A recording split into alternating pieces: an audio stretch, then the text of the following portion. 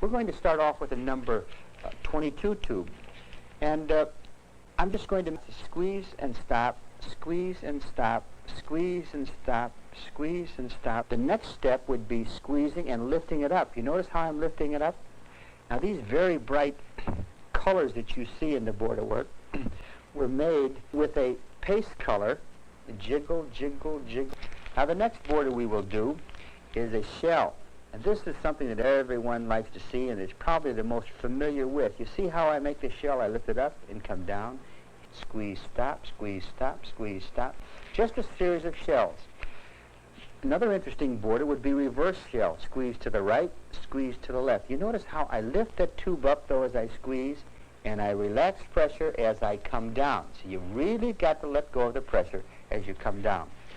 Let's change a tube now. And the idea of changing this tube, because I want to show you, using the same border, a reverse shell, look how different it's going to look. So see, the idea is, by changing various tubes and using the same techniques, it really looks quite different, you see? Speaking of side borders, sometimes we want to practice to working a border right on the side of the cake. So I'm going to show you here. Let's say on a drop border, I'm going to squeeze, let it drop, stop, touch. Squeeze, drop, stop, touch.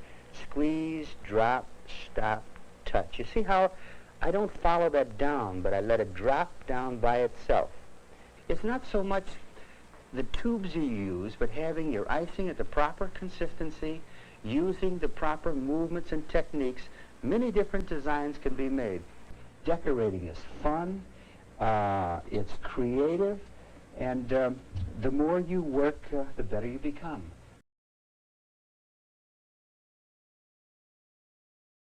And you have decorated a cake.